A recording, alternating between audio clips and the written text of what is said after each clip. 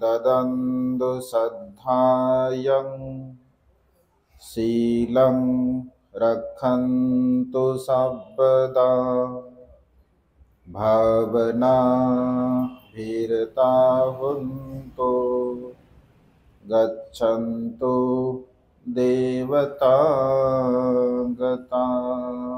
विश्ववंदनीय विश्व शांतिदूत प्रज्ञाशील समाधीचे उद्गाता महान करुणावान करुणेचा सागर तथागत सम्यक संबुद्ध तथागतांचा पावन पवित्र सद्धम्म त्या सद्धम्माचा सातत्याने प्रचार आणि प्रसार करणारा सदा पूजनीय भिक्खू संघ बुद्ध धम्म आणि संघ या महान तीन रत्नाची आम्हा सर्वांना माहिती करून देणारे आम्हा सर्वांचा आधारस्तंभ भारतीय घटनेचे शिल्पकार बोधिसत्व गुणपेतंग डॉक्टर बाबासाहेब आंबेडकर यांच्या धम्मक्रांतीमध्ये शेवटच्या श्वासापर्यंत समर्पित राहतो। आज या मंगलमय प्रसंगी पावा बुद्ध विहारामध्ये आपणा सर्वांच्या हितासाठी सुखासाठी आणि कल्याणासाठी धम्मदेशना देण्यासाठी उपस्थित असणारे पूजनीय भिक्खू करुणानंदजी थेरो, मुख्य संचालक the great happiness YouTube channel, ज्यांनी अत्यंत सुंदर आणि मार्मिक अशी धम्मदेशना देऊन आपणा सर्वांना उपकृत केले, असे पूजनीय भिक्खू एन धम्मानंदजी थेरो व उपस्थित सर्व श्रद्धासंपन्न उपासक उपासिका, त्याचप्रमाणे सातत्याने आपल्या प्युरिटी ऑफ माइंड या यूट्यूब चॅनलच्या द्वारा धम्मदेशना श्रवण करून आपल्या जीवनामध्ये अनंत आणि असीम असं पुण्य संपादन करणारे सर्व श्रद्धासंपन्न उपासक उपासिका, आपणा सर्वांच्या प्रती अनंत अनंत मंगलकामना मंगलमैत्री भावना व्यक्त करतो व तुम्हा सर्वांच्या हितासाठी सुखासाठी आणि कल्याणासाठी तथागतांच्या श्रेष्ठ धम्मदेशनेला प्रारंभ करतो। आपण सर्वांनी शांत चित्ताने एकाग्र चित्ताने तथागतांच्या श्रेष्ठ धम्मदेशनेला श्रवण करावे, ग्रहण करावे। या मंगलमय प्रसंगी या नागपूरच्या पवित्र अशा भूमीमध्ये पावा बुद्ध विहारामध्ये पूजनीय भिक्खू संघाच्या धम्मदेशनेच्या कार्यक्रमाचं आपण आयोजन केलं। अनेक दिवसापासून भिक्खू संघाची धम्मदेशना प्रत्यक्ष रूपाने आपण श्रवण करावी या सम्यक अशा संकल्पाला अनुसरून आपण तशा प्रकारचे प्रयत्न केले आणि आपणा सर्वांना आज या क्षणी भिक्खू संघाच्या धम्मदेशना श्रवण करण्याची एक सुवर्ण संधी प्राप्त होत आहे। बऱ्याच वेळापासून आपण बसला आहात आणि अत्यंत शांत चित्ताने आपण देशना श्रवण करत आहात। बंदे बोलत असताना मी बघितलं बऱ्याच लोकांकडे अत्यंत मन लावून, खरं तर वातावरण थोडंसं म्हणजे गाड्या जात आहेत, आवाज येत आहे, तरी सुद्धा रस्त्याने जाणाऱ्या गाड्या त्यांचा आवाज, त्यामुळे सुद्धा तुमच्या मनाची जी एकाग्रता आहे किंवा धम्मदेशना श्रवण करण्याची जी आवड आहे, रुची आहे, तर ती कायम आहे। तथागतांचा धम्म हा मानवी मनाला परिशुद्ध करण्यासाठी आहे। आपलं जीवन जर आपल्याला दुःखमुक्तीच्या मार्गाकडे जर घेऊन जायचं असेल तर तथागतांच्या पवित्र सद्धम्माचं अनुसरण करणे, आचरण करणे आणि त्यानुसार जीवन जगणे हे आपलं आद्य आणि नैतिक असं कर्तव्य आहे। सर्वच मनुष्याला असं वाटतं की मी सुखपूर्वक जीवन जगलो पाहिजे, असं कोणाला वाटत नाही की माझ्या जीवनामध्ये दुःख आलं पाहिजे, संकट आलं पाहिजे किंवा अन्य प्रकारच्या समस्या आल्या पाहिजे, असं कोणालाही वाटत नाही। प्रत्येक मनुष्याला असं वाटतं की मी अत्यंत सुखपूर्वक असं जीवन जगलं पाहिजे। परंतु आपण जर थोडं चिंतन केलं, थोडं मनन केलं तर सर्वच लोक सुखी आहेत का? जर आपल्या भोवताल बघितलं असेल किंवा आपण स्वतःचं चिंतन केलं असेल किंवा आपल्या परिवारामध्ये, परिसरामध्ये, नगरामध्ये जर आपण विचार केला तर सुखी लोकांची संख्या जास्त आहे का दुःखी लोकांची संख्या जास्त आहे? दुःखी लोकांची संख्या जास्त आहे, सुखी लोकांची संख्या मात्र फार कमी आहे. असं का होतं बरं? कारण एकदा बघा, भगवंत शिशुप वनामध्ये वास्तव्य करत होते आणि शिशुप वनामध्ये वास्तव्य करत असताना बनते आनंद भगवंताच्या बाजूला बसले असतात आणि आनंद भगवंताची स्तुती करत असताना, कारण भगवंत महाकारुणिक होते, अनंत होते, सम्यक संबुद्ध होते, भूत भविष्य वर्तमान काळ जाणणारे होते आणि भगवंताचा जो प्रभाव आहे, भगवंताच्या सहवासामध्ये सानिध्यामध्ये येणारे लोक पूर्णपणे बदलू लागले. वेगवेगळ्या संप्रदायातील लोक सुद्धा भगवंताच्या धर्माची दीक्षा घेऊ लागले, भिक्षू बनू लागले, उपासक बनू लागले. तर आनंद भगवंताला प्रश्न करतो की भगवान, मी जेव्हा लोकांकडे बघतो तर आपल्यासारखे महान तथागत सम्यक संबुद्ध आहेत, ज्ञानी आहेत, प्रज्ञावान आहेत, भूत भविष्य वर्तमान काळ जाणणारे आहेत, तरी सुद्धा भगवान काही काही लोकांना मी जेव्हा पाहतो, काही काही लोकांकडे मी जेव्हा जे त्यांचं आचरण बघतो, तर भगवान बरेचसे लोक असे पाहायला मिळतात की ते भगवंताची देशना श्रवण करून सुद्धा त्या मनुष्यांना सुख प्राप्त होत नाही. भगवान असं का असेल? कारण आपल्यासारखे महान तत्वज्ञानी, पंडित, विद्वान भगवंत असताना, सम्यक संबुद्ध असताना तरी सुद्धा सर्वच्या सर्व लोक दुःखमुक्तीच्या मार्गाकडे वाटचाल का करत नाहीत? तर तेव्हा भगवंत कधी कधी बघा छोट्याशा उपमा देऊन तत्वज्ञान समजवल्या जात असते. भगवंत बसलेले असतात आणि जंगलामध्ये बसलेले असल्यामुळे असंख्य झाडाची पानं भगवंताच्या भोवताल पडलेली असतात. भगवंत सहज आपल्या हातामध्ये झाडाची पानं घेतात आणि पानं घेत असताना आनंदाला मुख्य आनंद, माझ्या हातामध्ये जी झाडाची पानं आहे ती झाडाची पानं अधिक आहेत का या शिशुप वनामध्ये जी झाडं आहे त्या झाडाला लागलेली पानं अधिक आहे? तर आनंद म्हणतो की भगवान, सहज समजण्यासारखी गोष्ट आहे, आपल्या हातातील पानं तर अगदी मोजकेच आहे, परंतु झाडाला लागलेली पानं ही असंख्य आहे. भगवंत असेल की अगदी आनंद, अगदी तशाच प्रकारे या संसारामध्ये अगदी बोटावरती मोजण्यासारखी लोक धम्माचं आचरण करतात, धम्माचं अनुसरण करतात, धम्माला जाणतात, धम्माला समजून घेतात, परंतु असंख्य लोक मात्र वेगवेगळ्या प्रकारचं अनुसरण करून, आचरण करून दुःखाला प्राप्त होत असतात. जसं धम्मपदाच्या गाथेमध्ये भगवंत असं म्हणतात की नदीच्या किनाऱ्या किनाऱ्याने चालणाऱ्या लोकांची संख्या जास्त आहे. त्या नदीच्या प्रवाहामध्ये उतरून त्या नदीच्या प्रवाहाला पार करून पहिले तरी जाणाऱ्यांची संख्या मात्र फार कमी आहे. नदीच्या किनाऱ्या किनाऱ्या लोक जात असतात कारण मनुष्याचा तो स्वभाव आहे आणि त्यामुळे धम्म आचरण करत असताना भगवंत असे म्हणतात की जीवनाच्या कोणत्या तरी अवस्थेमध्ये आपण धम्माचं अनुसरण केलं पाहिजे. जसं एक वेळचा प्रसंग, भगवंत भिक्षाटन करण्यासाठी जात असतात आणि भिक्षाटन करण्यासाठी जात असताना श्रावस्तीच्या विहाराच्या बाहेर एक पती पत्नी दोघही म्हणजे हातामध्ये पात्र घेऊन उभे असतात भीक मागण्यासाठी. तर त्यांच्याकडे बघून भगवंत स्मित हास्य करत असतात आणि जाताना स्मित हास्य करतात. आनंदाच्या मनामध्ये प्रश्न उत्पन्न होतो की भगवंत सहज काही हसत नाही, काहीतरी कारण असेल, काहीतरी निमित्त असेल, कारण निमित्त असेल तरच भगवंत हसतात, सहजासहजी भगवंत हसत नसतात. तर भिक्षाटन होते, भगवंताचं भोजन होते आणि परत जेव्हा भगवंत जेतवन विहारामध्ये येतात आणि जेतवन विहारामध्ये आल्यानंतर आनंद भगवंताला प्रश्न करतो की भगवान, आपण जेव्हा जेतवनामधून येत असताना आपण स्मित हास्य काय केलं? काय कारण होतं स्मित हास्य करण्याचं?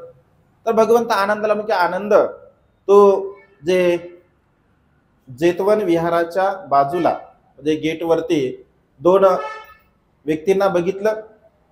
ते दोन व्यक्ती पती पत्नी होत, म्हणजे पती पत्नी आहे. आणि आनंद तो म्हणतात की हो भगवान बघितलं. तर तो म्हणतो की भगवान आनंद भगवंताला उद्देश की आनंद हे दोघही कधी काळी या श्रावस्तीमध्ये हा नगरश्रेष्ठ असतो, नगरश्रेष्ठी असतो. याच्याकडे स्वतःची 40 करोड धनसंपदा असते, याच्या पत्नीची 40 करोड धनसंपदा असते. परंतु अकुशल व्यक्तींच्या सहवासामध्ये, वाईट व्यक्तींच्या सहवासामध्ये लागल्यामुळे किंवा अकुशल मार्गाचं अनुसरण केल्यामुळे याची सर्वच्या सर्व संपत्ती नष्ट होते, नाहीशी होते. आणि आता स्वतःला एक वेळचं पोटभर अन्न सुद्धा त्याला प्राप्त होत नाही. या व्यक्तीचं एवढं पुण्यकर्म होतं, एवढं कुशल कर्म होतं. जर या व्यक्तीने त्या क्षणी जर धम्माचं आचरण केलं असतं, धम्माचं अनुसरण केलं असतं, तर हा अनागामी अवस्थेपर्यंत पोहोचू शकला असता. याच्या पत्नीने जर तेव्हा धम्माचं अनुसरण केलं असतं, आचरण केलं असतं, तर किमान ती श्रोतापन्न अवस्थेला प्राप्त होऊ शकली असती. एवढं त्यांचं पुण्य होतं. परंतु आनंदा यांची स्थिती अशा प्रकारची आहे. उदाहरण देत असताना भगवंत असे म्हणतात, जसं समजून घ्या एखादा पक्षी आहे आणि तो पक्षी अगदी तहानेने व्याकुळ आहे, त्याला खूप तहान लागलेली आहे आणि तो अगदी समुद्राच्या किनारी आहे. समुद्राच्या किनारी असताना फार विशाल समुद्र आहे, पाणी स्वच्छ आहे, नितळ आहे, थंडगार आहे. अशा प्रकारच्या पाण्याकडे तहानेने व्याकुळ असणारा पक्षी त्या पाण्याला पाहत आहे, परंतु त्या पाण्यापर्यंत तो जाऊ शकत नाही, पाण्यापर्यंत जाऊन आपली तहान भागू शकत नाही. का आनंदा? कारण जरी तो पाण्याच्या त्या नदीच्या समुद्राच्या किनारी आहे, परंतु त्या किनाऱ्यापासून पाण्यापर्यंत जाण्यासाठी त्याला दोनही पंख नाही आहे. दोनही पंख त्याची तुटलेली आहे आणि दोनही पंख तुटलेली असल्यामुळे तो त्या पाण्यापर्यंत पोहोचू शकत नाही. अगदी किनाऱ्यावरती तो आहे तरी सुद्धा मात्र तो त्या पाण्यापर्यंत पोहोचू शकत नाही. अगदी आनंदा या दोघांची स्थिती अशीच आहे. हे जेतवन विहारामध्ये आहेत, हे भगवंताला पाहतात, हे भिक्खू संघाला पाहतात, परंतु कोणत्याही प्रकारचं कुशल कर्म ते आता करू शकत नाही. ना ते दान कर्म करू शकतात, ना ते शील पालन करू शकतात, ना ते प्रज्ञेचा अभ्यास करू शकतात. म्हणजे अगदी विहाराचे ते जवळ आहे, परंतु विहारामध्ये येऊन धम्मदेशना श्रवण करणे, दान पुण्य कर्म करणे, कुशल कर्म करणे, अशा प्रकारची मानसिकता सध्या बिलकुल यांची नाही आहे. का? कारण त्यांच्या अकुशल कर्मामुळे, त्यांच्या वाईट कर्मामुळे, त्यांच्या पाप कर्मामुळे भगवंत असंख्य आनंदा मनुष्याने आपल्या जीवनामध्ये एकतर जीवनाच्या पहिल्या अवस्थेमध्ये धम्माचं आचरण करावं, धम्माचं अनुसरण करावं. जर जीवनाच्या पहिल्या अवस्थेमध्ये धम्माचं अनुसरण आपल्याला करता नाही आलं, तर किमान जीवनाच्या दुसऱ्या अवस्थेमध्ये आपण धम्माचं अर्थात तारुण्यामध्ये आपण धम्माचं अनुसरण केलं पाहिजे. जर तारुण्यामध्ये धम्माचं अनुसरण आपल्याकडनं होत नसेल, तर उतरत्या वयामध्ये म्हणजे जीवनाच्या तिसऱ्या अवस्थेमध्ये आपण किमान धम्माचं आचरण केलं पाहिजे. तिसऱ्याही अवस्थेमध्ये जर आपल्याला जमलं नाही, तर किमान जीवनाच्या चौथ्या अवस्थेमध्ये म्हणजे शेवटच्या काळामध्ये का होईना आपण धम्माचं अनुसरण केलं पाहिजे. परंतु या जीवनाच्या चारही अवस्थेमध्ये जर आपण धम्माचं आचरण केलं नाही, धम्माचं अनुसरण केलं नाही, तर ज्याप्रमाणे तो पक्षी त्या पाण्याकडे पाहतो, त्या पाण्याचं वर्णन करतो, त्या पाण्याला डोळ्यांनी तो बघत आहे, तहानेने व्याकुळ आहे, दुखी आहे, कष्टी आहे, परंतु स्वतःची तहान तो भागू शकत नाही. अगदी तशाच प्रकारे मनुष्याच्या सोबत, मनुष्याच्या सहवासामध्ये, मनुष्याच्या अगदी जवळ सर्व काही असतं, परंतु मनुष्य मात्र आपल्या अकुशल कर्मामुळे, आपल्या पाप कर्मामुळे किंवा आपली मनाची जी मानसिकता आहे त्या मानसिकतेच्या द्वारा धम्माचं तो अनुसरण करू शकत नाही, आचरण करू शकत नाही. परिणामतः फार कमी लोक धम्माचं अनुसरण करतात, धम्माचं आचरण करतात आणि त्यामुळे सुखी लोकांची संख्या या संसारामध्ये फार कमी आपल्याला पाहायला मिळते. आणि पावलोपावली दुःखी लोक आपल्याला पाहायला मिळत असतात. का? कारण धम्माचं अनुसरण न करत असल्यामुळे. आणि त्यामुळे सुखपूर्वक जर जीवन जगायचं असेल तर मनुष्याने काही तत्व, काही सिद्धांत आपल्या जीवनामध्ये पालन केले पाहिजे. त्या तत्वाचं, त्या सिद्धांताचं आपण अनुसरण केलं पाहिजे, आचरण केलं पाहिजे. मग सुखाचा मार्ग कोणता आहे, सदाचाराचा मार्ग कोणता आहे, दुःखमुक्तीचा मार्ग कोणता आहे? बघा, भगवंताचा धम्म अगदी सहज, साधा, सोपा आहे. जर समजून घेतलं तर ते सहज, साधा आणि सोपा आहे. परंतु जर भगवंताच्या धम्माला आपण समजून नाही घेतलं तर ते मात्र फार कठीण आहे, फार कठीण आहे. बुद्ध तत्वज्ञानासारखं कठीण तत्वज्ञान या संसारामध्ये कोणतंच नाही आहे. आणि बुद्ध तत्वज्ञानासारखं सोपं तत्वज्ञान या संसारामध्ये कोणतंच नाही. जर आपण त्याला समजून घेतलं तर ते सोपं आहे, परंतु त्याला जर समजून नाही घेतलं तर ते मात्र अत्यंत कठीण आहे. आणि त्यामुळे बुद्ध तत्वज्ञान समजून घेत असताना भगवंताने सांगितलेल्या सिद्धांताला यथार्थ रूपाने प्रज्ञेच्या द्वारा आपण जाणलं पाहिजे. सम्यक दृष्टीने आपण त्याला जाणलं पाहिजे, आपण समजून घेतलं पाहिजे. सम्यक दृष्टी जर आपल्याकडे असेल तर आपण बुद्ध तत्वज्ञानाला सहज समजून घेऊ शकतो, सहज त्याला आपण जाणू शकतो. आणि जो मनुष्य सहज बुद्ध तत्वज्ञानाला जाणतो, समजून घेतो, तर तो मनुष्य बघा, आपल्या मनातील मग राग असेल, द्वेष असेल, लोभ असेल, मीपणा, अहमपणा, गर्व, ईर्ष्या या सर्व प्रकारच्या विकाराला तो पूर्णपणे नष्ट करत असतो. कारण 45 वर्षापर्यंत भगवंताने जेवढे काही उपदेश दिले, 82,000 उपदेश भगवंताने स्वतः दिले, 2,000 उपदेश भगवंतांच्या अग्रश्रावकांनी दिले, भगवंताच्या समोर ते उपदेश दिले गेले आणि भगवंताने त्याचं अनुमोदन केलं. या 84,000 उपदेशाचा सार जर आपण बघितला असेल तर केवळ 3 गोष्टीला परिशुद्ध करणे हा भगवंताच्या धम्माचा उद्देश आहे. त्या 3 गोष्टी कोणत्या? तर कायेला परिशुद्ध करणे, वाचेला परिशुद्ध करणे आणि मनाला परिशुद्ध करणे. याच्या व्यतिरिक्त धम्म नाही आहे, याच्या व्यतिरिक्त तत्वज्ञान आहे. वेगवेगळ्या अंगाने भगवंताने उपदेश केले, मग उपमा दिल्या, दृष्टांत दिले, सिद्धांत सांगितले, तत्वज्ञान सांगितलं.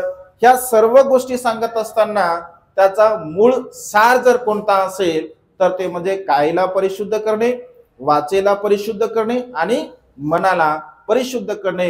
जसं वंदनेमध्ये आपण म्हणतो, सब पाप करणं कुशलस्य उपसंपदा सचित्त पर्यवदपनं एतं बुद्धानुशासनं. म्हणजे कोणत्याही प्रकारचं पाप कर्म न करणे. मग कोणते पाप कर्म? कायेचे, वाचेचे आणि मनाचे. कायेचे अकुशल कर्म आपण करू नये, वाचेचे अकुशल कर्म आपण करू नये आणि मनाचे अकुशल कर्म आपण करू नये. मग काय केलं पाहिजे? तर कायेची परिशुद्ध आपण केली पाहिजे, वाचेची परिशुद्धता आपण केली पाहिजे आणि मनाची परिशुद्धता आपण केली पाहिजे. जेव्हा काया, वाचा आणि मन परिशुद्ध होत असते तर आपल्या चित्ताची परिशुद्धता जेव्हा जेव्हा होत असते तर अशा प्रकारचा मनुष्य आपल्या कुशल कर्माने, आपल्या पुण्यकर्माने तो सुगतीला, देवता गतीला अर्थात सुखाच्या अवस्थेला तो मनुष्य प्राप्त होत असतो. मग ही सुखाची अवस्था प्राप्त करण्यासाठी आपण काय केलं पाहिजे? तर 3 प्रकारचे धम्म आपण आपल्या जीवनामध्ये धारण केले पाहिजे असं भगवंतांनी म्हटलं आहे. जर तुम्हाला तुमच्या जीवनामध्ये सर्व प्रकारचं दुःख जर नष्ट करायचं असेल तर 3 प्रकारच्या धम्माला तुम्ही धारण केलं पाहिजे. ते म्हणजे दान कर्म हा पहिला धम्म आहे, दुसरा आहे शील धम्म आणि तिसरा आहे प्रज्ञेचा अभ्यास. दान कर्म करणे, शीलाचं पालन करणे आणि प्रज्ञेचा अभ्यास करणे हे 3 अंग अत्यंत महत्वपूर्ण आहे. दानाची व्याख्या किंवा दान हा शब्द जेव्हा आपण ऐकतो तर सहज आपल्याला असं वाटतं की दान म्हणजे काय? काय वाटते आपल्याला दान म्हणजे? दान म्हटलं की आपल्याला काय वाटते? दान म्हणलं की पैसे. दान शब्द आला की आपला म्हणजे आपलं चित्त विचार करते की दान म्हणलं की पैसे, परंतु हा अर्थ अत्यंत चुकीचा आहे. म्हणजे आपण आपल्या स्वतःच्या मनाने लावलेला तो अर्थ आहे की दान म्हणजे पैसे. आणि कोणी समजा 50 रुपये दान दिले 100 रुपये दान दिले तर सहज काय म्हणतो आपण, काय म्हणतो, धम्मदान दिलं. धम्मदान दिलं म्हणजे दान देताना सुद्धा खोटं बोलतो बघा आपण. दान देताना सुद्धा आपण खोटं बोलतो. आता हे काय आहे, हे फूल आहे, याला आपण फुलच म्हणेल ना. याला जर फूल म्हटलं तर फुलच आहे, फुलच आहे हे. परंतु आपण सरळ सरळ आपल्याला दिसतं की आपण पैसे दान देत आहोत. आपण 50 रुपये 100 रुपये जे काय दान देत असेल, आपल्याला दिसतं की आपण पैसे दान देत आहोत. पण देताना आपण काय म्हणतो, धम्मदान. धम्मदान आहे का ते? नाही. म्हणजे देताना सुद्धा बघा आपली स्मृती जागरूक नाही आहे, आपली प्रज्ञा विकसित नाही आहे. दान देताना सुद्धा 3 दानाचे प्रकार भगवंताने सांगितले.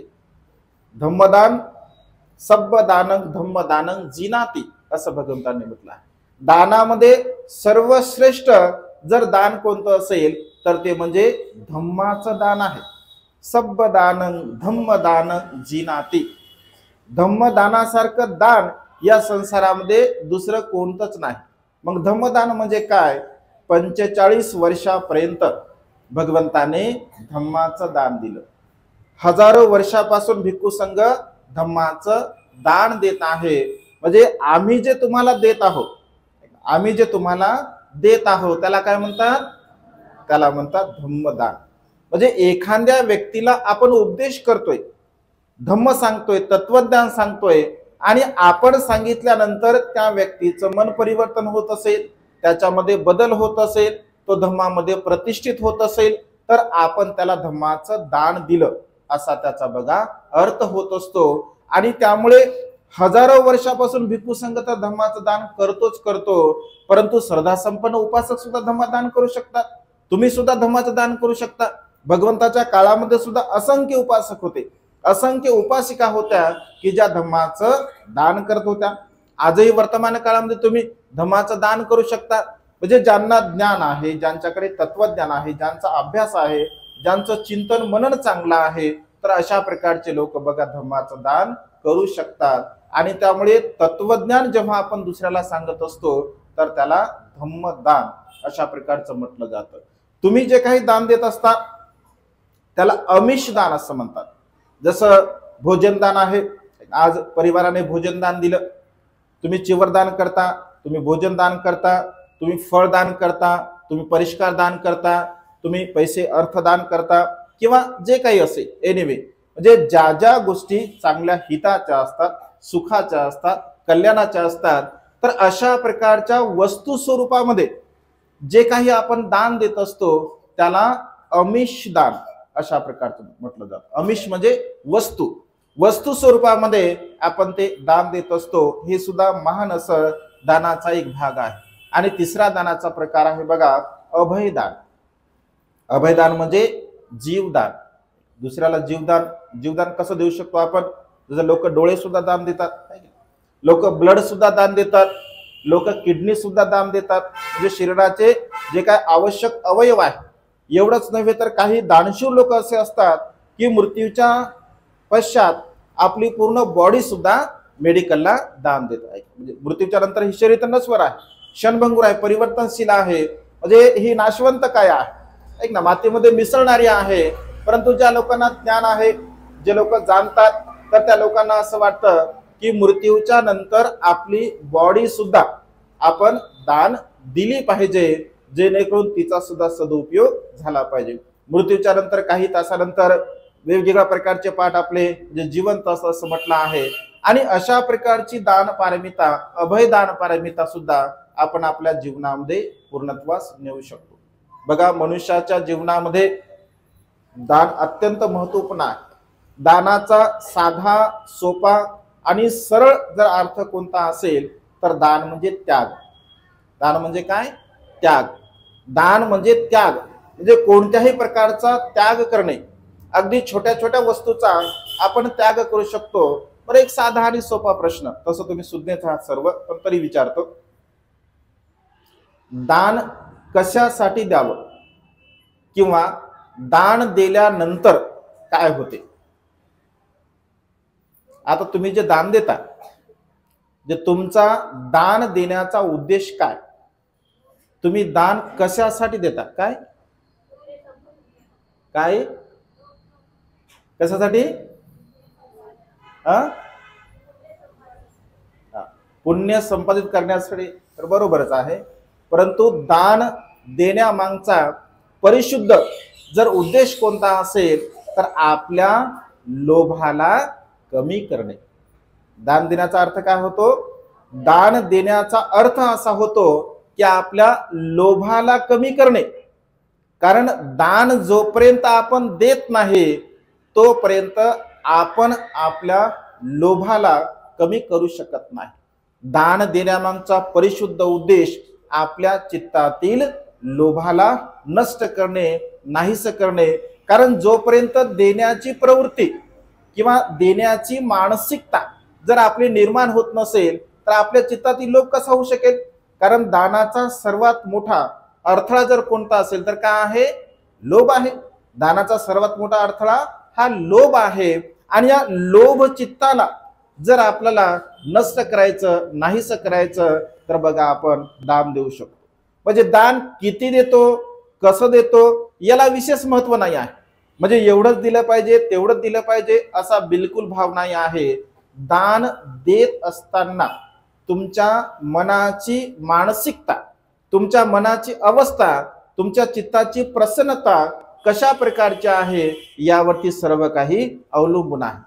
चेतनाहं कमं भिक्कवे असं भगवंतांनी म्हटलं आहे. म्हणजे चेतनेच्या आधाराने आपण जे दान कर्म करत असतो तर त्याचा लाभ आपल्या जीवनामध्ये विशेष होत असतो बघा. आणि जेव्हा जेव्हा आपल्या चित्तामध्ये भाव उत्पन्न होतो, म्हणजे या क्षणी आपल्या चित्तामध्ये एक भाव उत्पन्न झाला, कुशल विचार उत्पन्न झाला, तर त्या क्षणी त्या कुशल विचाराला आपण पूर्ण केलं पाहिजे. अकुशल विचार जर आपल्या चित्तामध्ये उत्पन्न झाला असेल तर त्या क्षणी त्या अकुशल विचाराला आपण नष्ट करण्याचा प्रयत्न केला पाहिजे. कारण मनुष्याच्या मनाचा भरोसा नाही, मनुष्याच्या मनाचा बिलकुल भरोसा नाही. फदनं चपलं चित्तं दुरक्ख दुर्निवारयं उजुं करोति मेधावी उसुकार व तेजनं समटला. हे चित्त अत्यंत चंचल आहे, अत्यंत दुर्दम्य आहे, अत्यंत कठीण आहे. भगवंताने या मनाला बघा माकडाची उपमा दिली. भगवंताने बघा मनाला माकडाची उपमा दिली. माकडाचा स्वभाव कसा असतो? माकडाचा स्वभाव हा एका फांदीवरती कधीच राहत नाही.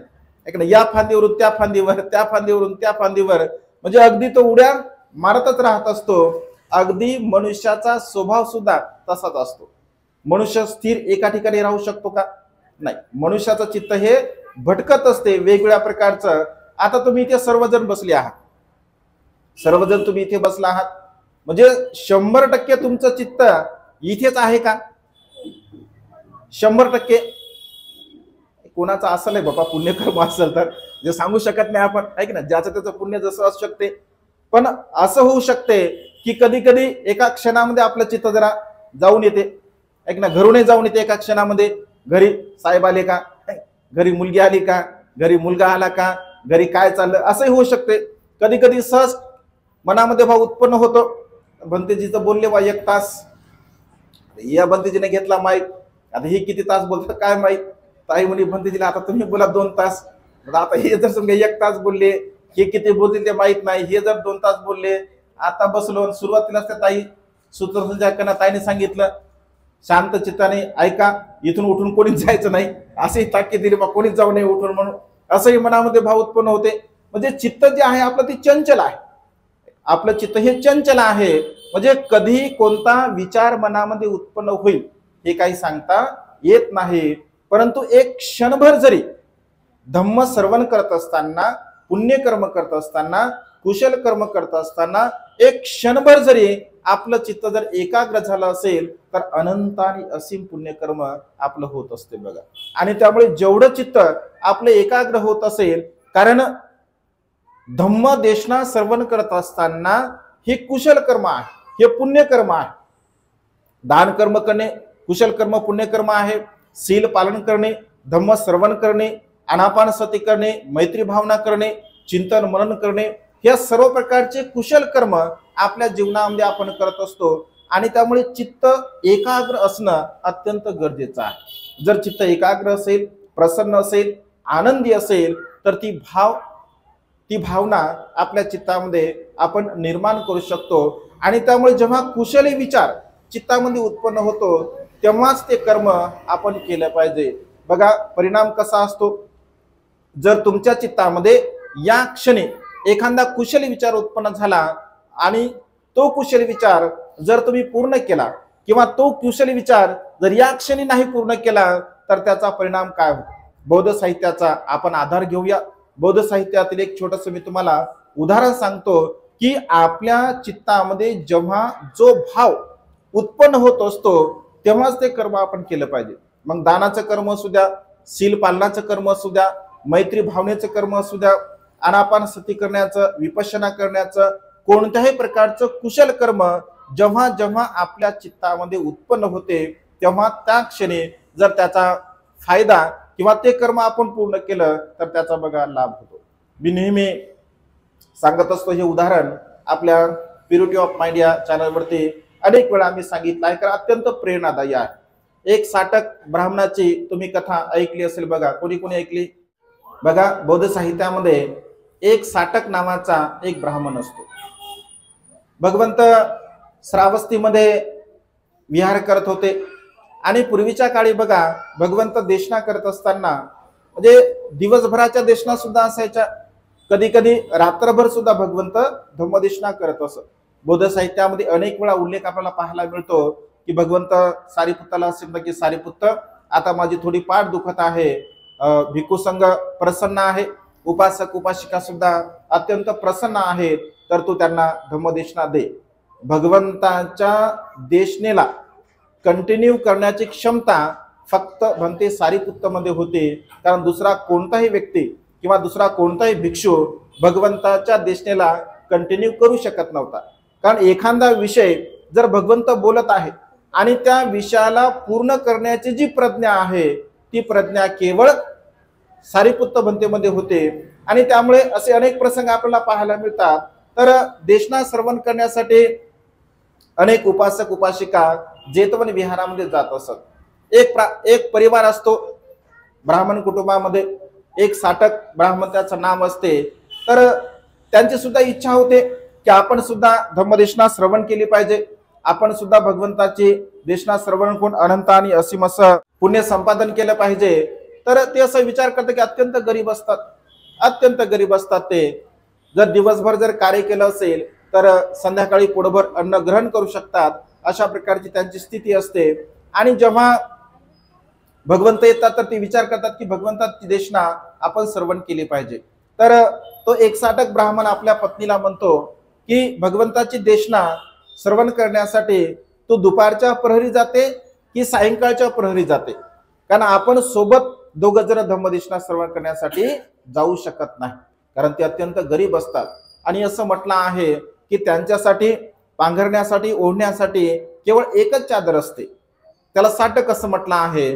आणि होऊ शकते कदाचित पूर्वीच्या काळामध्ये भगवंताच्या देशना रात्रंदिवस चालत असत, तर बसण्यासाठी सुद्धा आपला आसन स्वतः घेऊन जावं लागत असे, अंगावर ओढण्यासाठी सुद्धा स्वतः घेऊन जावं लागत असे, अशा प्रकार असू शकते।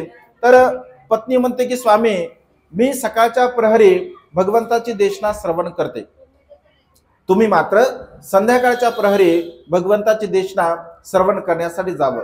तर तो म्हणतो ठीक आहे, आणि हा संध्याकाळी देशना श्रवण करण्यासाठी जात असतो।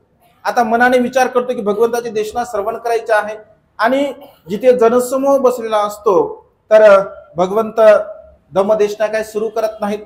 भगवंताची बघा एक विशेषता असते, जोपर्यंत त्या जनसमूहामध्ये धम्मदेशना श्रवण करणारा व्यक्ती येत नाही तोपर्यंत भगवंत कधी देशना सुरू करत नाही।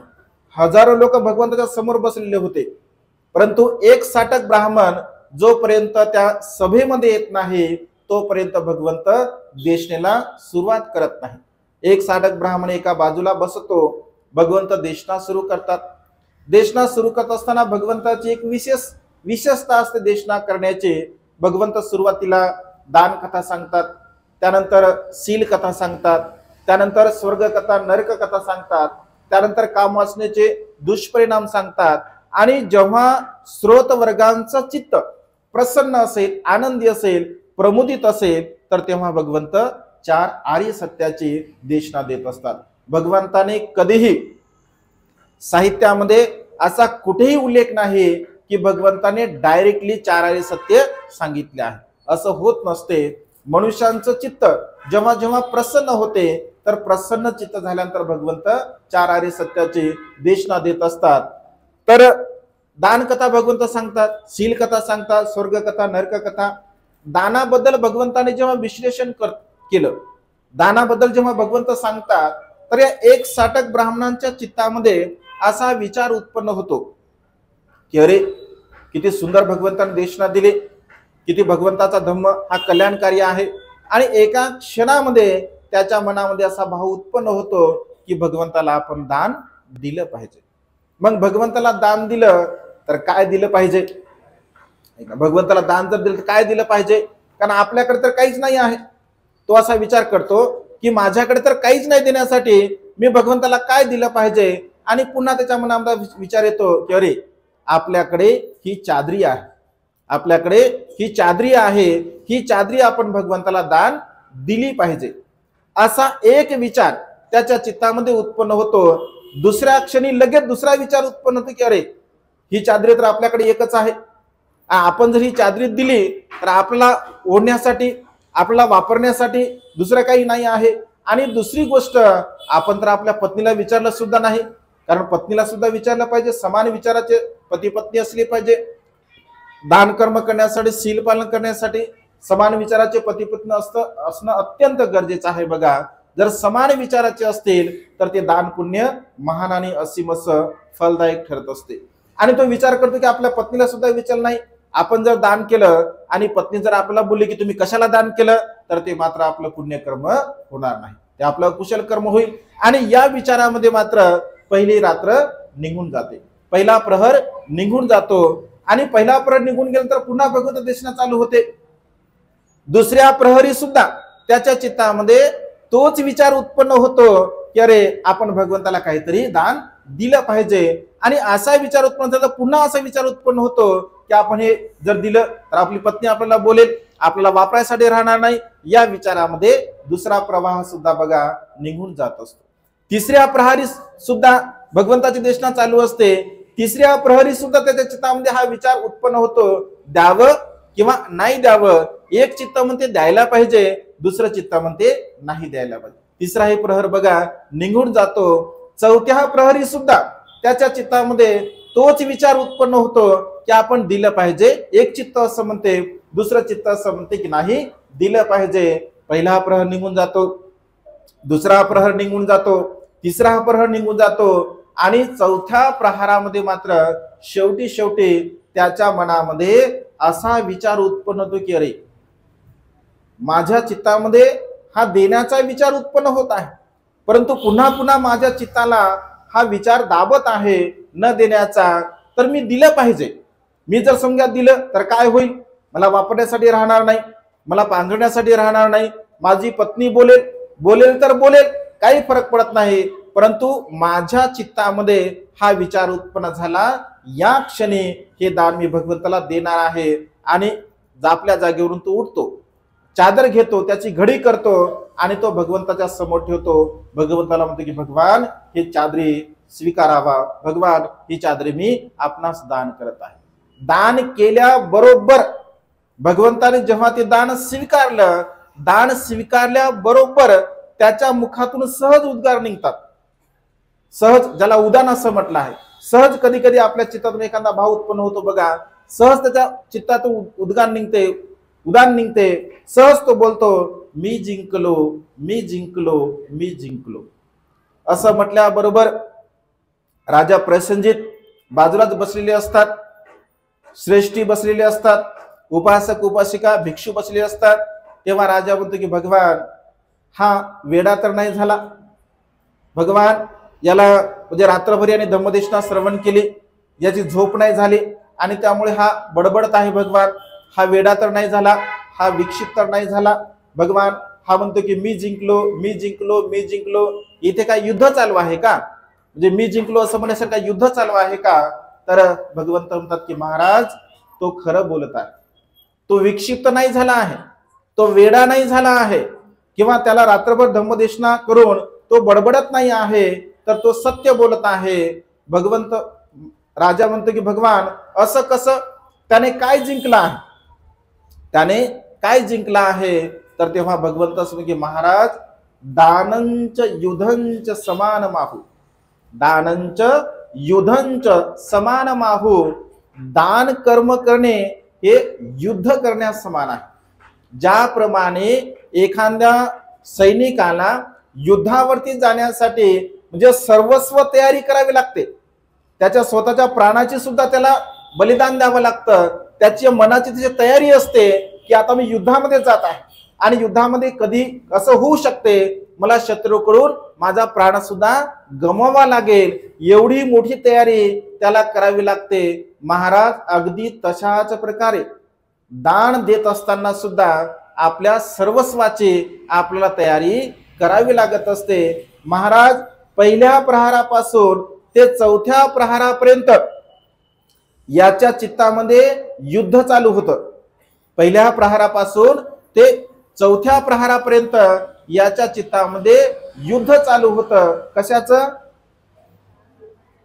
दान चित्त आणि लोभ चित्त.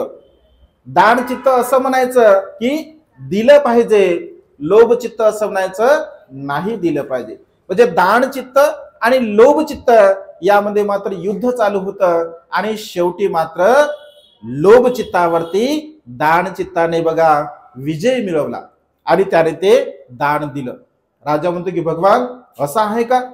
एवढं कठीण आहे भगवान, एवढं आश्चर्य आहे भगवान, म्हणजे एवढी कठीण गोष्ट आहे का दान पुण्य करण्याची? तर भगवंत असं की हो महाराज, दान कर्म करणे एवढं कठीण आहे. कोणासाठी कठीण आहे? दान कर्म करणे कठीण कोणासाठी आहे?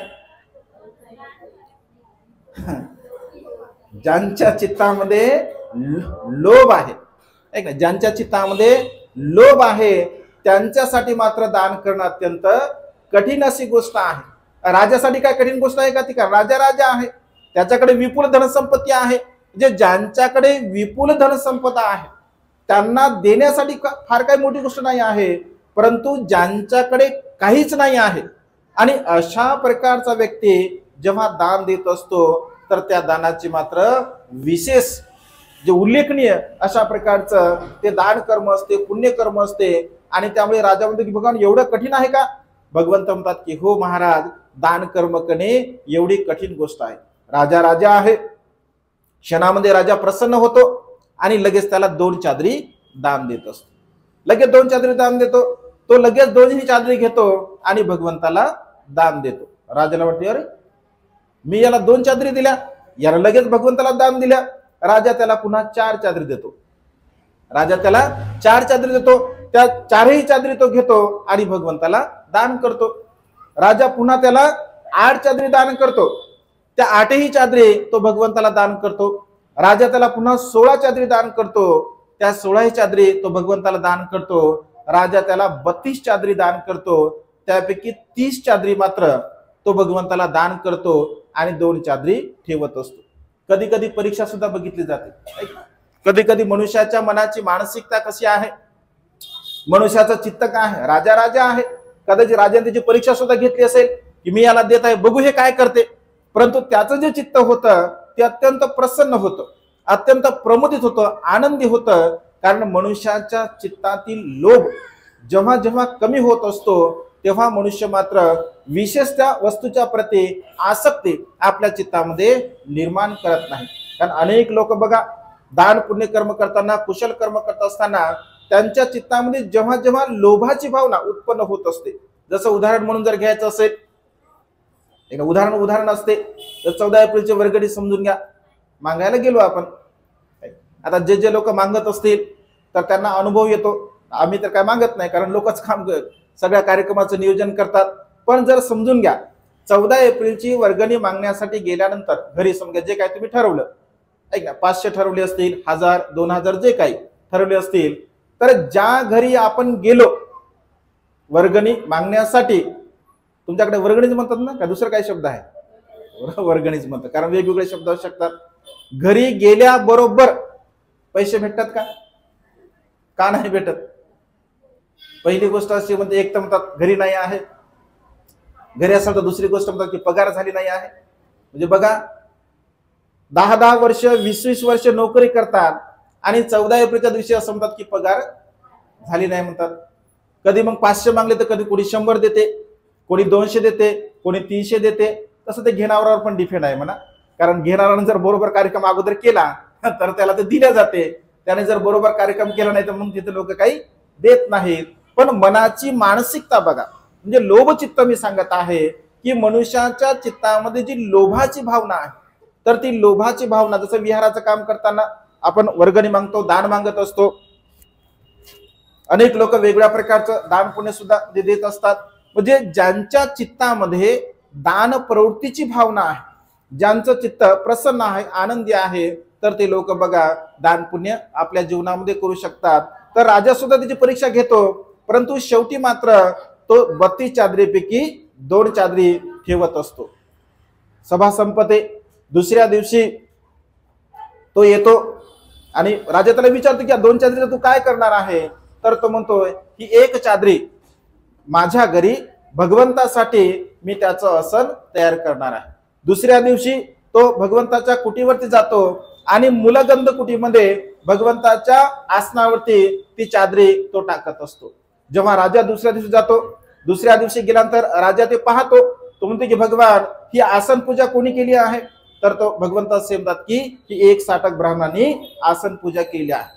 राजा अत्यंत प्रसन्न होतो, तो म्हणतो भगवान किती आश्चर्य आहे, भगवान किती अद्भुत आहे, जिथे जिथे माझी श्रद्धा उत्पन्न होते तिथे तिथे मात्र या ब्राह्मणांची श्रद्धा उत्पन्न होते, प्रसन्नता लाभते. तर असं म्हटलं आहे. राजा आहे शेवटी. राजा त्याला असंख्य प्रकारच्या वस्तू स्वरूपामध्ये भेट देत असतो. त्याला 32 प्रकारचे घोडे देतो, रथ देतो, शेती देतो, नोकर चाकर देतो आणि विपुल धनसंपदा त्याला देत असतो. तर दुसऱ्या दिवशीचा प्रसंग भिक्षूंमध्ये चर्चा होते की बघा किती आश्चर्याची गोष्ट आहे, भगवंताचा धम्म किती महान आहे. या 1 साटक ब्राह्मणाने भगवंताला फक्त 1 चादरी दिली. एका चादरीच्या बदल्यामध्ये त्याला 32 चादरी मिळाल्या, पण त्याने त्या चादरी स्वीकारल्या नाही. राजाने त्याला किती मोठं बक्षीस दिलं. अशा प्रकारची चर्चा चालत असताना तिथे भगवंत येतात. भगवंत म्हणतात की भिक्षूंनो, कशाबद्दल तुमची चर्चा चालली आहे? तर भिक्षू म्हणतात की भगवान आम्ही 1 साटक ब्राह्मणाबद्दल विचार करतोय की तो किती पुण्यवान आहे, तो किती कुशलकर्मी आहे, त्याने छोटंसं दान कर्म केलं, छोटंसं पुण्य कर्म केलं, परंतु भगवान किती महान त्याला बघा लाभ झालेला आहे. तर भगवंत समजते भिक्षूंनो त्याला लाभ नाही झाला. भगवंत भिक्षूंनो त्याला लाभ नाही झाला, त्याची उलटी हानी झालेली आहे, त्याची उलटी हानी झाली आहे. तर भिक्षू म्हणतात की भगवान हानी कशी काय झाली? त्यानंतर फक्त 1 चादरी दान दिली, एका चादरीच्या बदल्यामध्ये एवढं मोठं दान पुण्य त्याला प्राप्त झालं, भगवान त्याची हानी कशी झाली? भगवान म्हणतात भिक्षूंनो हेच दान पुण्य जर याने प्रवाहाच्या 3ऱ्या प्रहरी जर केलं असतं, हेच दान पुण्य जर त्याने 3ऱ्या प्रहरी केलं असतं, तर आज त्याला जे भेटलं याच्यापेक्षा दुप्पट त्याला भेटलं असतं. हेच दान पुण्य जर त्याने 3ऱ्या प्रहरी केलं असतं, 2ऱ्या प्रहरी केलं असतं, तर याच्यापेक्षा 3 पटीने त्याला त्याचा लाभ झाला असता. हेच दान पुण्य जर याने प्रवाहाच्या 1ल्या प्रहरी केलं असतं, तर याला 4 पटीने लाभ झाला असता. कारण त्याने दान पुण्य करण्यामध्ये दिरंगाई केली आहे, त्याने दान पुण्य कुशल कर्म करण्यामध्ये टाळाटाळ केली आहे, वेळ केला आहे, आणि त्यामुळे त्याला त्याचं जे कुशल कर्म आहे ते पुण्यकर्म आहे, त्याचा प्रभाव त्याचा परिणाम मात्र अशा स्वरूपामध्ये कमी झालेला आहे. त्यामुळे भिक्षूंनो त्याचा लाभ नाही झाला तर त्याची हानी झालेली आहे. म्हणजे भगवंत असे म्हणतात की जेव्हा ज्या क्षणी आपल्या चित्तामध्ये भाव उत्पन्न होत असतो दान कर्म करण्याचा, पुण्यकर्म करण्याचा, कुशल कर्म करण्याचा, तर मनुष्याच्या जीवनामध्ये बघा ती भावना, ती चेतना, ती मनाची अवस्था सारखी राहत नाही. ती मनाची अवस्था सारखी राहत नाही. म्हणजे जेव्हा जेव्हा मनुष्य धम्मश्रवण करत असतो, धम्माला धारण करतो, चिंतन मनन करत असतो, आणि त्या प्रसन्न चित्ताने जर मनुष्य दान कर्म करत असेल, शील पालन करत असेल, मैत्री भावना करत असेल, तर त्या क्षणी त्या मनुष्याला त्याचा विशेष बघा लाभ होत असतो. जसं उदाहरण म्हणून एखादा कुशल शेतकरी मिरगाचा पाऊस पडल्यानंतर जमिनीचे वेगवेगळ्या प्रकारचे प्रकार असतात. काही काळीशार जमीन असते, काही मुरमाड जमीन असते, काही म्हणजे पडीत जमीन असते. तर एखादा कुशल शेतकरी मिरगाचा पाऊस पडल्यानंतर पहिलं कोणत्या जमिनीमध्ये पेरणी करेल? जी काळीशार आहे, जी भुसभुशीत आहे, जी चांगल्या प्रतीची जमीन आहे, त्यामध्ये मात्र तो पहिली पेरणी करेल. का? कारण त्या शेतीमध्ये पेरल्यामुळे त्याला विपुल स्वरूपामध्ये धनधान्य प्राप्त होऊ शकते. अगदी तशाच प्रकारे मनुष्याचं चित्त जेव्हा जेव्हा प्रसन्न असते, जे चांगलं असते, आनंदी असते, आपण धम्मश्रवण केलेला असतो, आपण शील पालन केलं असतं, आपण मैत्री भावना केली असते, अशा प्रकारच्या प्रसन्न चित्ताने जेव्हा जेव्हा मनुष्य दान पुण्य कर्म करतो, कुशल कर्म करतो, तर त्याचा लाभ त्या मनुष्याला अनंत आणि असीम पुण्य प्राप्त करून देण्यासाठी बघा सहाय्यक ठरत असतो. आणि त्यामुळे आपलं चित्त हे सदा सर्व काळ समान रूपाने विचार करेल असं नसते. बसल्या जागी एक क्षणामध्ये चांगला विचार उत्पन्न होऊ शकतो, दुसऱ्या क्षणी वाईट सुद्धा, अकुशल विचार सुद्धा उत्पन्न होऊ शकतो. आणि त्यामुळे जेव्हा जेव्हा आपल्या चित्तामध्ये चांगला विचार उत्पन्न होत असतो, तेव्हाच ते दान कर्म असेल, शील पालन असेल, प्रज्ञेचा अभ्यास असेल, एकंदरीत जेवढे काही कुशल कर्म आहे, पुण्यकर्म आहे, त्या क्षणी बघा ते कर्म आपल्या मनामध्ये आपण निर्माण केले पाहिजे आणि ते पूर्णत्वास सुद्धा आपण नेलं पाहिजे. कधी कधी मनुष्याच्या चित्तामध्ये बघा अत्यंत लोभाची भावना असते, अत्यंत कंजूस प्रवृत्तीची भावना असते. आणि कंजूस प्रवृत्तीची भावना असल्यामुळे, कारण दानाशिवाय धम्म नाही, एका बोधिसत्वाला बुद्धत्वाची अवस्था प्राप्त करण्यासाठी, एका बोधिसत्वाला बुद्ध बनण्यासाठी जोपर्यंत बोधिसत्व पारमिता पूर्ण करत नाही, पूर्णत्वाच्या धम्माला तो पूर्ण करत नाही, तोपर्यंत एक बोधिसत्व कधीही बुद्ध बनू शकत नाही. आणि त्यामुळे दान कर्म करणे हा बोधिसत्वाचा सद्गुण आहे, बोधीचा हा अंकुर आहे. आणि त्यामुळे दानाची भावना, दानाची चेतना आपल्या चित्तामध्ये असणं अत्यंत गरजेचं आहे. ती भावना आपल्या चित्तामध्ये असेल आणि तशा भावनेने जर आपण कुशल कर्म पुण्यकर्म करत असेल तर नक्कीच त्याचा लाभ आपल्या जीवनामध्ये होत असतो. परंतु काही लोक अत्यंत कंजूस प्रवृत्तीचे असतात, अत्यंत लोभी असतात आणि लोभी प्रवृत्तीचे लोक असल्यामुळे बघा दान पुण्य करू शकत नाही. कंजूस मनुष्य आपल्या जीवनामध्ये कधीही दान पुण्य करू शकत नाही.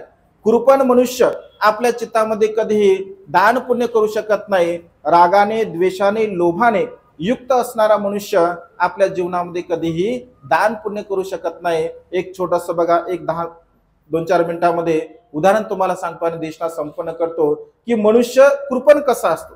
म्हणजे एखाद्या मनुष्याच्या चित्तामध्ये लोभाची भावना एवढी म्हणजे उच्च कोटीची असते, पराकोटीची असते की त्या लोभाची तुलना आपण कशाची सुद्धा करू शकत नाही. म्हणजे अत्यंत कंजूस प्रवृत्तीचे बघा काही लोक असतात. एक वेळचा प्रसंग, एक ब्राह्मण असतो, राजाकडे तो नोकरी करत असतो, राजाकडे कार्य करत असतो. शॉर्टकट मध्ये सांगतो तुम्हाला, म्हणजे मनुष्याची मानसिकता कशी असते बघा. तर रस्त्याने जात असताना तो मार्केटमधून जात असतो आणि मार्केटमधून गेल्यानंतर रस्त्याने जाताना सकाळच्या प्रहरी एका दुकानामध्ये मालुवा नावाचा पोहा असतो. तर तो मालुवा नावाचा पोहा त्या ठिकाणी तिथे बनवला जात असतो. याच्या मनामध्ये सहज भाव उत्पन्न होतो, ह्या मालुवा पोहा आपण खाल्ला पाहिजे. श्रेष्ठी असतो बघा, जे त्या काळामध्ये श्रेष्ठी असं म्हटलं आहे की ज्यांच्याकडे 40 करोड नगदी धनसंपदा होती त्याला श्रेष्ठी असं म्हटलं जायचं.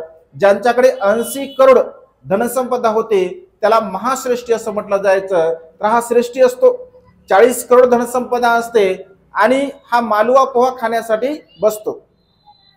बसल्याबरोबर चित्तामध्ये लगेच भाव उत्पन्न होतो त्याच्या, अरे हा मालुवा पोहा तर खूपच महाग आहे, हा मालुवा पोहा तर खूप महाग आहे. या एवढ्या पैशामध्ये मी जर माझ्या पत्नीला घरी सांगितलं तर ती मालुवा पोहा बनवेल आणि इथे तर मी 1 खाईल, 2 खाईल, माझं पोट सुद्धा भरणार नाही, आणि मी जर माझ्या पत्नीला सांगलं तर मात्र मी पोटभर घरी खाईल, कारण एवढ्या पैशामध्ये पोटभर बनतात, तर तो विचार टाळतो. बघा, मनामध्ये इच्छा उत्पन्न झाली खाण्याची, परंतु पैसे अधिक जातील म्हणून तो टाळतो आणि घरी येतो काम करून. घरी आल्यानंतर अत्यंत खिन्न होतो की नेमकं सांगावं कसं पत्नीला की आपल्याला मालवा पोहा खायचा आहे. म्हणजे सांगावं कसं, कारण त्याच्यासाठी मग खर्च होईल, त्याच्यासाठी खर्च होईल असा तो विचार करतो, चिंतन म्हणून करतो. काही लोकांची मानसिकता फार म्हणजे एकदम कृपण असते बघा, एकदम खालच्या दर्जाची मानसिकता असते, आणि पुन्हा तो विचार करतो, सांगत नाही पत्नीला. तिथून तरी विचार करून येतो की पत्नीला सांगूया, पण पुन्हा चिंतन असं करतो की त्याला खूप खर्च लागेल, त्याला खर्च होईल, अशा प्रकारे तो विचार करतो आणि सांगत नाही. पण जेवत नाही, 1 दिवस जेवत नाही, 2 दिवस जेवत नाही, 3 दिवस जेवत नाही, म्हणजे अशा प्रकारे बरेच दिवस जातात आणि त्याची तब्येत हळूहळू कमी होते. थोडं तो जेवत असतो, भूक लागली तर थोडंसं खायचं, बरेच दिवस जातात. पत्नीला असं वाटतं की नेमकं झालं काय, पत्नीला असं वाटतं की नेमकं यांना झालं काय, हे पोटभर जेवण सुद्धा करत नाही, यांची तब्येत पूर्ण खराब होत आहे. आणि पत्नी त्याला जवळ घेऊन म्हणजे बोलवते आणि विचारते विश्वासपूर्वक की नेमकं झालं काय, राजा तुमच्यावरती रागावला का, कोणी तुम्हाला काही बोललं का, म्हणजे काही संकट आहे का, म्हणजे काय नेमकं झालं काय, तुमची तब्येत एवढी का खराब होत आहे. तर मग तो हळूच असं म्हणतो की माझी तृष्णा अटकलेली आहे, माझ्या चित्तामध्ये तृष्णा उत्पन्न झाली आहे. मग कशाची तृष्णा उत्पन्न झाली, तर मला मालवा पोहा खायचा. पत्नी म्हणते मग एवढी गोष्ट, एवढी साधी गोष्ट, मालवा पोहा तुम्हाला खायचा आहे, मला लगेच सांगायला पाहिजे, मी लगेच तो बनवला असता. तर तो म्हणतो की नाही, मला खायचा होता, परंतु म्हणजे खर्च होईल म्हणून मी तुला सांगितलं नाही. पत्नी मध्ये तुम्हाला स्वतःला खायचा आहे, एवढा कशाला तुम्ही विचार करता. आणि ती म्हणते की लगेच, ती असं म्हणते लगेच तुमच्यासाठी काय, मी या सर्व नगराला एवढे मालवा पोहे पुरतील, एवढे पोहे मी तुम्हाला बनवून दाखवेल. तो म्हणतो नगराला, मलाच तर खायचे आहे, नगराची कशाला तू गोष्ट करते. तर ती म्हणते मग जाऊ द्या, आपल्या परिवारासाठी बनवू आपण. तर ते म्हणते परिवारासाठी कशाला बनवायचे आहे, पोहे तर मलाच खायचे आहे. पुन्हा ती म्हणते जाऊ द्या, मग आपल्या परिवारासाठी म्हणजे आपले मुलं आहेत तुमच्यासाठी, माझ्यासाठी बनवते. तर तो पुन्हा असं म्हणतो की तू कशाला, म्हणते तुझी इच्छा आहे का खायची, लेकरांची इच्छा आहे का खायची, इच्छा कोणाची झाली, तर फक्त माझीच झालेली आहे. पत्नीला स्वभाव माहीत असतो, काही लोकांचा फार खंजूस स्वभाव असतो. आणि मग तो विचार करतो पोहे तर बनवायचे आहे, तर तो म्हणतो आताच नको बनवू. बघा मानसिकता बघा म्हणजे कशी असते बघा. एकीकडे एक साटक नावाचा ब्राह्मण एवढं चिंतन करतो, देण्यासाठी शेवटी देतो, म्हणजे मनुष्याची प्रवृत्ती. एकीकडे एवढी धनसंपदा असून सुद्धा स्वतःला खाण्यासाठी मानसिकता तयार होते, तरी सुद्धा खात नाही. पत्नीला म्हणतो की आता सध्या नको बनवू, थोड्या वेळाने बनव, कारण त्या मालवा पोहा जर बनवला तर त्याचा सुगंध, एखादा पदार्थ चांगला असेल, त्याचा सुगंध येत असेल, तर सुगंध जर आला तर शेजारी पाजारी सुद्धा येऊ शकतात खाण्यासाठी, आणि कोणी जर आलं समजून घ्या तर त्यांना नाही थोडं म्हणू शकतो आपण. म्हणजे असा तो विचार करत असतो. आणि शेवटी पत्नी म्हणते ठीक आहे, पुन्हा नंतर बनवू म्हणते. लेकरांना सुद्धा झोपू देतो बघा, म्हणजे सर्व परिवारातील लोक झोपतात. आणि शेवटी असं म्हटलं आहे की तो म्हणतो की इथे नाही बनवायचे पोहे, इथे नाही बनवायचे, आपण दुसऱ्या माळ्यावरती बनवायचे. पुन्हा दुसऱ्या माळ्यावरती सामान नेलं जातं, पुन्हा म्हणते इथं नाही बनवायचे, 3ऱ्या माळ्यावरती. असं करता करता असं म्हटलं आहे बघा, 7व्या माळ्याच्या छतावरती तो सर्व सामान घेऊन जात असतो. पत्नीला म्हणतो की बघ आता तू इथे पोहे बनव.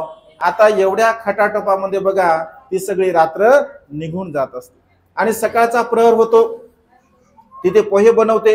पोहे बनवल्यानंतर इकडे जेतवन विहारामध्ये भगवंत असतात. भगवंत भिक्खू संघाला बोलवतात आणि म्हणतात की भिक्षूंनो, आज भिक्षाटनाला आपल्याला जायचं नाही आहे. भिक्षूंना वाटतं आश्चर्य की अरे भगवंत म्हणले आज भिक्षाटनाला जायचं नाही. मग भगवान आज आपल्याला महामोगल्यांच्या द्वारा विहारामध्ये आपल्याला पोहे खायचे आहे, मालवा पोहा आपल्याला खायचा आहे. भिक्षूंना काही समजत नाही, पण भगवंत म्हणाले तर नक्कीच काहीतरी गोष्ट असेल. तर ते म्हणतात की ठीक आहे. आणि महामोगल्यांना भगवंत असं की महामोगलायन जा, आज भिक्खू संघाला आणि भगवंताला मालवा पोहा खायचा आहे. महामोगलान म्हणते भिक्षापात्र घेतात, आपल्या दिव्य दृष्टीने जाणतात की मालवा पोहा कुठे बनवल्या जात आहे. आणि जिथे 7व्या माळ्याच्या छतावरती हा ब्राह्मण मालवा पोहा आपल्या पत्नीच्या द्वारा बनवत असतो, तर असं म्हटलंय साहित्यामध्ये असा उल्लेख आहे, कारण त्यांच्यामध्ये बल होतं तशा प्रकारचं. तर असं म्हटलंय की त्या 7व्या माळ्याच्या तळापर्यंत महामोगलान म्हणते भिक्षा पात्र घेऊन तिथे उभे असतात. असं म्हटल्याबरोबर, असं त्याने पाहिल्याबरोबर मी तो पत्नीला म्हणतो की बघ, मी तुला 7व्या माळ्यावरती याच्यासाठीच आणलं होतं की या लोकांपासून वाचवण्यासाठी. मला माहित होतं हे लोक असे येतात, म्हणजे भिक्षुना तो पाहतो, कारण त्याने कधी दान पुण्य केलं नसतं, त्याने कधी कुशल कर्म केलं नसते, आणि कुशल कर्म न केल्यामुळे, पुण्यकर्म न केल्यामुळे त्याच्या मनाची मानसिकता बघा तशी असते.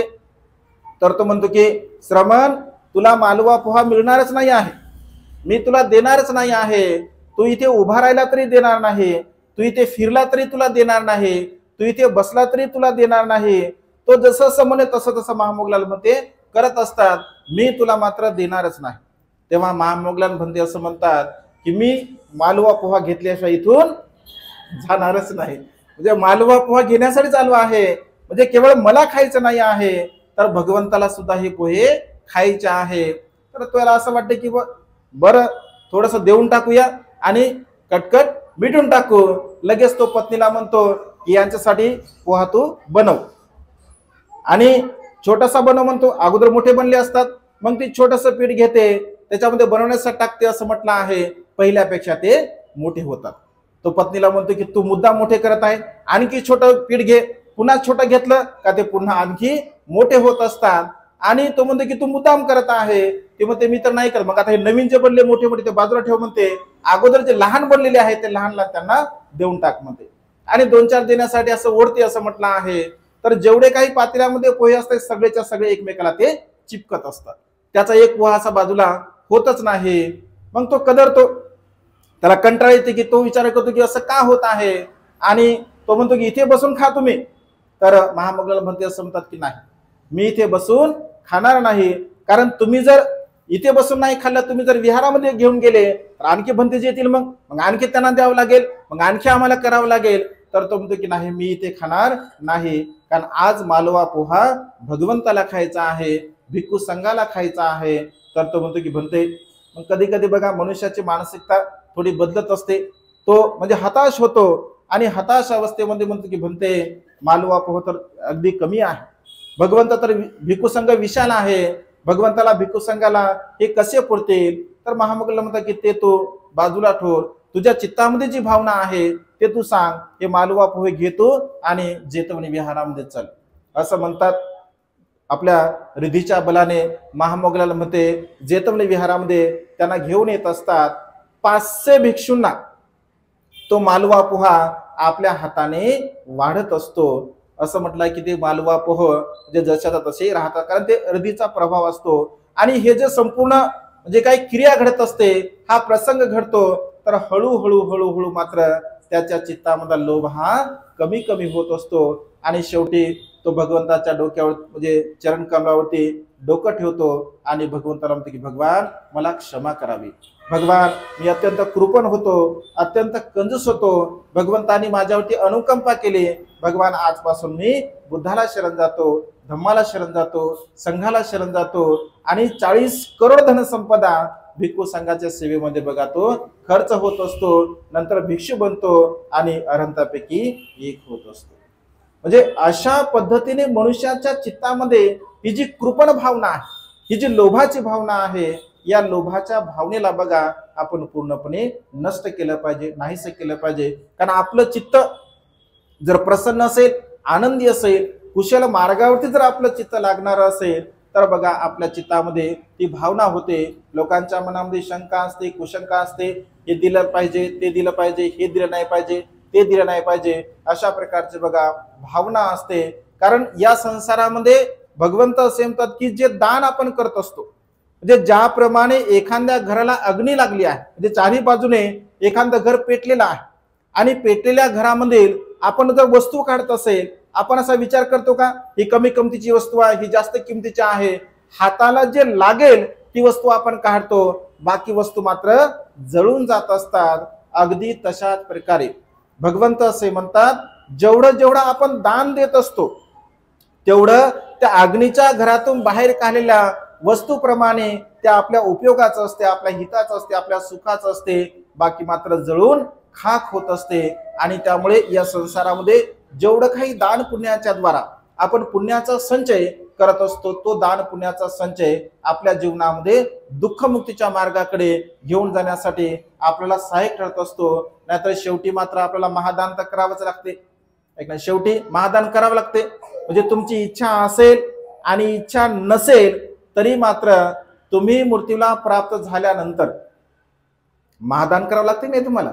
जे सगळं काही सोडून जावं लागतं, तिथे मात्र इच्छा आपली असेल किंवा नसेल तरी आपला ते सर्व काही सोडून जावं लागत असते. आणि त्यामुळे या संसारामध्ये जेवढं काही आपण दान पुण्य करत असतो, कुशल कर्म करत असतो, त्या दान पुण्याचा, त्या कुशल कर्माचा परिणाम आपल्या लोभाला कमी करण्यासाठी, आपल्या द्वेषाला कमी करण्यासाठी, आपल्या मोहाला कमी करण्यासाठी, आपल्यातील विकारांना कमी करण्यासाठी आपल्याला मदत करत असते. आणि त्यामुळे सातत्याने आपल्या चित्तातील राग, द्वेष, लोभ, मोह, मीपणा, अहमपणा, गर्व, ईर्ष्या या सर्व प्रकारच्या विकाराला आपण नष्ट करावं, नाहीस करावं. हे मानवी जीवन नश्वर आहे, क्षणभंगुर आहे, परिवर्तनशील आहे. मनामध्ये मैत्री, करुणा, मुदिता, उपेक्षा, चांगल्या प्रकारच्या सद्गुणाला आपण धारण करून आपलं जीवन दुःखमुक्तीच्या मार्गाकडे आपण घेऊन जाण्याचा प्रयत्न करावा. अशा प्रकारचे मंगलमय आणि उदात्त कामना या ठिकाणी व्यक्त करून ही धम्मदेशना संपन्न करतो. सर्वांचं मंगल हो, सर्वांचं कल्याण हो, सर्वांना दीर्घायुष्य लाभो.